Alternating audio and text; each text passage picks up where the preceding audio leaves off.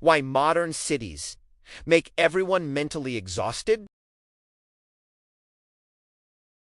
Modern cities promise unlimited opportunity, meaningful human connection, and unparalleled convenience through advanced infrastructure, technology, and services. Yet for tens of millions of people worldwide, the dominant emotional experience is not excitement or fulfillment, but rather profound exhaustion that feels different from simple physical tiredness. This is not the tiredness that comes from manual labor or exercise, but something fundamentally deeper, more pervasive, and harder to articulate: a constant mental drain that accumulates incrementally day after day, week after week, until this state of depletion begins to feel completely normal and people forget what mental clarity actually felt like. People increasingly wake up already feeling tired, not because they slept poorly or insufficiently the previous night, but because the entire day stretching ahead already feels psychologically heavy before it has even begun. The city begins making demands on consciousness immediately through notifications, traffic, noise, construction, sounds, decision requirements, crowd navigation, and schedule management, creating an overwhelming cascade of stimuli. There exists no gentle transition period, no quiet, gradual entry into the day that allows the mind to wake naturally and orient itself. The cognitive systems are forcibly activated and pushed into high alert mode before they are psychologically ready, creating immediate stress that sets the tone for everything that follows. This pervasive urban exhaustion is consistently treated by medical professionals, employers, and even affected individuals themselves as primarily a psychological problem requiring individual solutions and personal responsibility. Terms like stress, anxiety, burnout, and lack of resilience dominate the discourse around mental fatigue in cities, suggesting that the problem originates within individuals rather than their environment. People receive advice to meditate, practice mindfulness, exercise regularly, optimize their daily routines, practice digital detox, and build better boundaries. These recommendations implicitly assume that the fundamental cause of exhaustion is individual weakness or poor personal management. However, this framing completely misses the reality that the pattern of mental depletion is not random or individual, but rather collective, predictable, and deeply rooted in structural urban design. Modern cities function as environments of absolutely continuous sensory and cognitive stimulation where the brain never receives genuine rest, even during supposedly simple routine tasks. Every street corner demands sustained vigilance and situational awareness. Every sound competes aggressively for limited attentional resources, and every movement through public space requires countless micro-decisions that drain cognitive capacity. Crossing streets safely requires tracking multiple vehicle trajectories. Simultaneously avoiding collisions with other pedestrians means constant spatial calculation. Reading directional signs involves rapid visual processing. Navigating dense crowds demands social awareness, and filtering out advertisements requires active cognitive suppression. The human brain evolved to handle relatively calm natural environments with occasional threats, but urban settings invert this pattern, creating constant low-level threat detection that never fully disengages. Unlike physical labor, which announces its toll through muscle pain, joint aches, and obvious exhaustion, mental cognitive load operates far more insidiously and accumulates silently, without immediate feedback mechanisms. Each interruption to concentration, each notification alert, each unexpected delay or obstacle adds a small incremental cognitive cost that individuals rarely notice consciously in the moment. Over extended periods, spanning weeks, months, and years, these tiny costs compound and stack until even baseline daily functioning requires significant conscious effort and willpower. Tasks and activities that once felt easy, natural, and automatic now feel genuinely draining and require motivation to complete, creating a pervasive sense that something fundamental has changed. Urban life systematically fragments human attention into thousands of disconnected pieces, preventing sustained focus and creating perpetual mental scattering. The mind is constantly forcibly pulled away from present moment awareness toward future tasks, past concerns,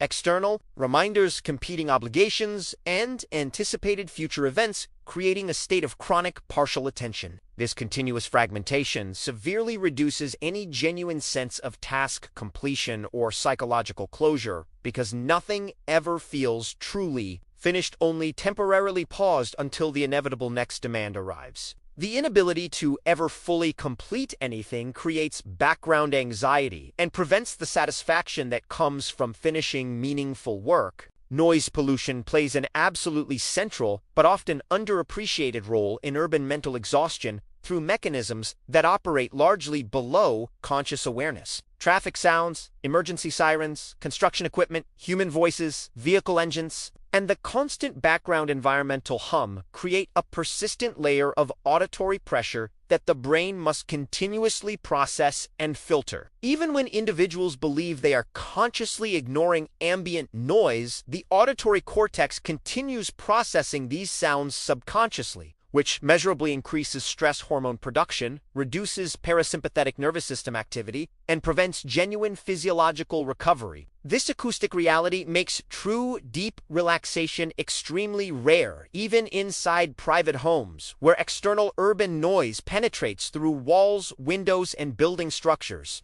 Population density and chronic crowding dramatically amplify mental exhaustion through mechanisms rooted in evolutionary psychology and social cognition. Being constantly surrounded by strangers in public spaces forces continuous unconscious social monitoring and threat assessment through body language, interpretation, proximity management, eye contact decisions, and personal space boundary maintenance. The human brain and social cognition systems evolved to effectively handle stable groups of perhaps 50 to 150 known individuals, but modern urban density forces thousands of anonymous social interactions daily. Each individual encounter may seem trivial and inconsequential, but together they systematically exhaust emotional regulation systems and drain the finite cognitive resources allocated to social processing. Time pressure represents another largely invisible but extremely powerful drain on mental resources. Because modern cities deliberately compress schedules through synchronized systemic design, work start times, school schedules, public transit timetables, medical appointments, deadline structures, and service hours all become rigidly synchronized, creating systemic temporal bottlenecks. This temporal compression creates a pervasive psychological sense of permanent urgency and time scarcity, where, even when nothing is objectively wrong, the nervous system remains in a sustained low-level stress response state. The body never fully exits fight or flight mode, because the next deadline, appointment, or obligation always looms, creating chronic physiological arousal. Transportation delays worsen temporal stress disproportionately because they fundamentally steal personal agency and control over time allocation. Waiting indefinitely for delayed public transport, being trapped in unpredictable traffic congestion, or standing in slow-moving lines removes individual autonomy over schedule management. During these forced waiting periods, the mind compulsively replays alternative scenarios, endlessly calculates accumulated time losses, anticipates cascading consequences, and generates anxiety about downstream impacts. This constant mental evaluation and scenario modeling drains far more cognitive energy than physical movement itself, consuming executive function resources that become unavailable for other tasks. Digital infrastructure and ubiquitous connectivity intensify urban exhaustion rather than alleviating it, despite promises of increased efficiency and convenience. Smartphones do not replace or reduce urban environmental pressure, but rather extend and amplify it by making the city psychologically inescapable. Digital notifications perfectly mirror urban noise pollution in the attentional domain, while messages, app updates, and alerts ensure that urban demands follow people everywhere, eliminating any spatial psychological boundary between work obligations, transit time, and rest. The city used to end at home, but now it exists everywhere, simultaneously through permanent digital connectivity. The seductive promise of technological convenience systematically hides its true cumulative cognitive costs through incremental normalization. Mobile applications genuinely reduce certain frictions and make individual transactions easier, but simultaneously and paradoxically increase overall behavioral expectations and response demands. Faster delivery services create expectations of tighter deadlines. More connectivity options mean faster mandatory response times, and increased efficiency raises baseline productivity standards. The overall pace of urban life continuously accelerates while recovery time paradoxically shrinks, creating an unsustainable trajectory. The system relentlessly optimizes for speed and throughput, rather than long-term cognitive sustainability. Visual overload represents an equally powerful but less discussed dimension of urban mental exhaustion that operates primarily through attention capture mechanisms. Screens, signs, advertisements, architectural features, lighting systems, and designed environments all aggressively compete for limited visual attention, creating constant demands on the visual processing system. Modern cities almost never offer genuine visual rest or perceptual simplicity, even in moments theoretically designed to be pleasant or relaxing. Public spaces are deliberately engineered to capture sustained focus and monetize attention rather than provide cognitive restoration or visual calm. The human eye never stops actively scanning, filtering, and processing visual information. Decision fatigue becomes completely unavoidable in complex urban environments that present hundreds of micro-choices daily that individually seem trivial, but cumulatively deplete willpower. Choosing optimal transportation routes, selecting meals from overwhelming options, crafting appropriate message responses, making purchases from infinite options, managing daily schedules across competing demands all consume finite mental resources from a depletable pool. When multiplied across the hundreds of decisions required daily, the cumulative result is severe cognitive depletion. By evening, even simple low-stakes choices feel genuinely overwhelming and trigger decision paralysis. This systematic depletion explains why millions of urban residents report feeling mentally numb rather than sad or angry at the end of typical days. The brain has expended its finite daily energy allocation on managing external stimuli, maintaining vigilance, navigating complexity, and suppressing distractions rather than creating meaning, pursuing interests, or building relationships. Entertainment consumption becomes primarily passive rather than active because genuine engagement feels psychologically identical to more work. Reading, writing, conversation, and hobbies all require cognitive resources that feel depleted, making passive consumption the only psychologically affordable option.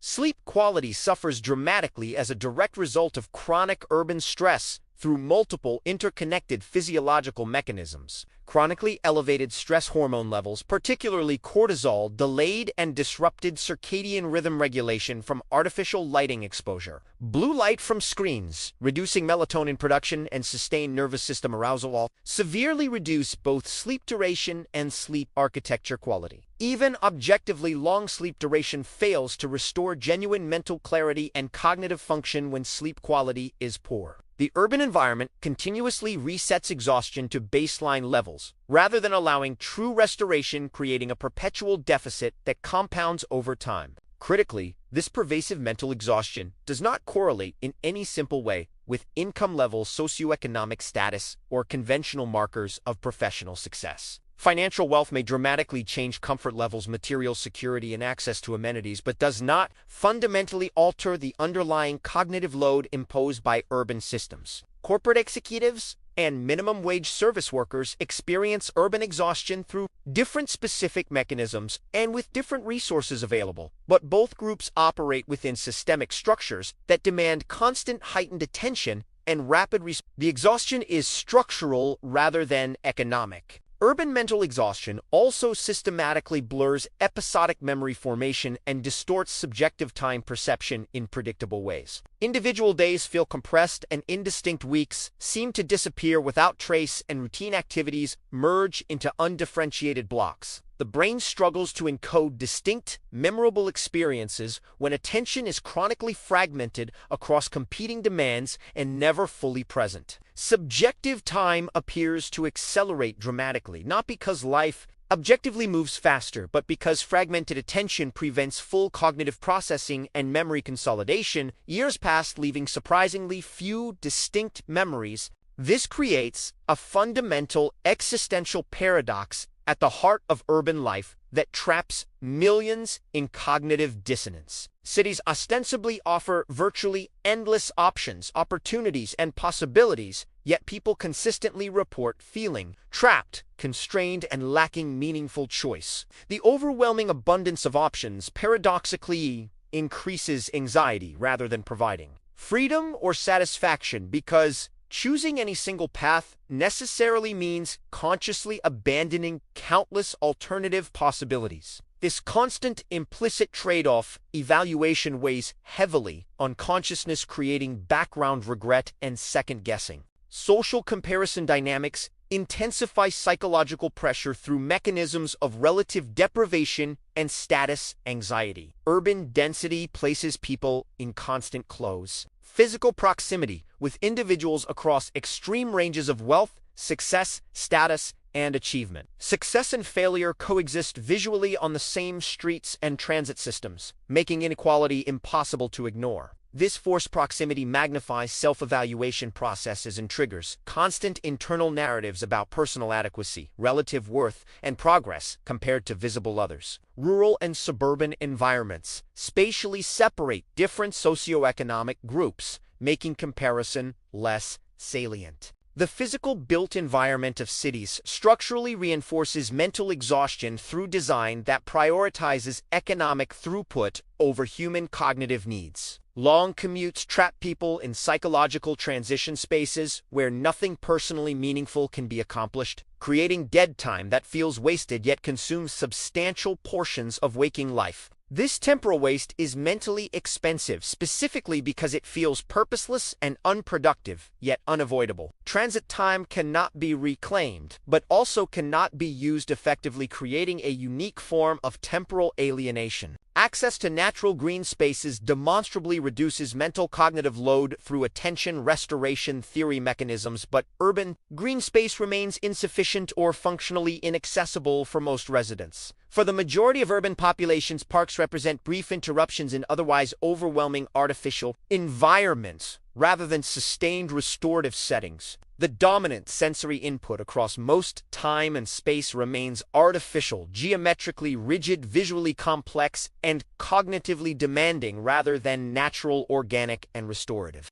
The massive remote work experiment during recent pandemic lockdowns revealed these urban dynamics with remarkable clarity through natural quasi-experimental conditions. When commuting and urban movement decreased, many workers reported substantially improved mental clarity despite simultaneously increasing total screen time substantially. Removing physical commuting reduced net cognitive strain even without other major lifestyle changes, exposing how much baseline exhaustion was specifically tied to urban spatial structure rather than work itself. This finding challenged assumptions about digital technology being the primary driver of mental exhaustion. Cities historically evolved and developed primarily to maximize economic efficiency, agglomeration benefits, and productive output rather than optimize for neurological health or cognitive sustainability. Street layouts, building designs, schedule synchronization, and institutional systems all prioritize throughput, productivity, and economic growth. Human cognitive limits and attentional capacity constraints were never meaningfully part of urban planning equations. The result is environments systematically mismatched to human neurological capabilities. This mismatch explains why individual coping strategies and personal interventions offer only limited temporary relief rather than resolving underlying problems. These approaches treat symptoms while leaving root causes completely untouched. Meditation practice genuinely helps regulate stress responses but cannot silence traffic noise or remove auditory stressors. Setting boundaries improves work-life balance but cannot eliminate structural urgency built into synchronized urban systems. Individual solutions address individual capacity but not environmental demand. Urban mental exhaustion is fundamentally not a failure of mindset, resilience, or personal psychological strength, despite how it is typically framed. It represents a completely predictable, inevitable outcome of environmental designs that demand continuous, heightened attention without providing adequate recovery opportunities. The human brain is implicitly treated as an infinite renewable resource when neuroscience clearly demonstrates it is not. Cognitive capacity is finite, depletable, and requires restoration. As cities continue growing denser and systems accelerate, this cognitive pressure predictably intensifies over time. Each technological optimization adds efficiency from a system's perspective, but simultaneously increases complexity from a user perspective. Urban systems become progressively harder to navigate, even as they explicitly claim to simplify life through convenience features. Complexity increases faster than usability. The greatest danger is widespread normalization, where chronic exhaustion becomes so standard that it ceases being questioned or recognized as abnormal. People begin assuming that adulthood inherently feels this way and that constant depletion represents normal adult experience. They internalize what is actually structural environmental strain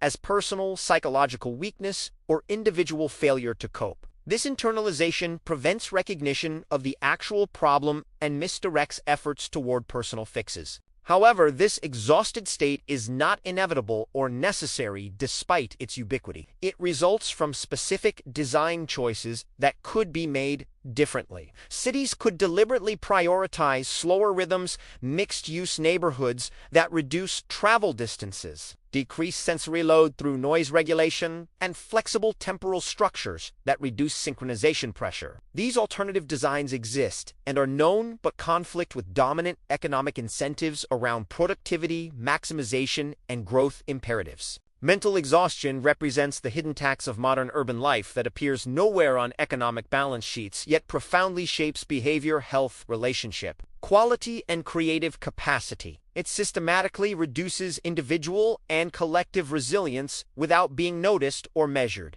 Understanding this dynamic completely reframes the relevant questions. The issue is not why individuals feel overwhelmed. The issue is why environments continue demanding more sustained attention than human cognitive architecture can sustainably provide. Until cities acknowledge cognitive limits as real binding constraints, rather than obstacles to overcome exhaustion, will remain an accepted background condition of urban existence, remaining invisible, normalized, and quietly accepted as the unavoidable price of modern life.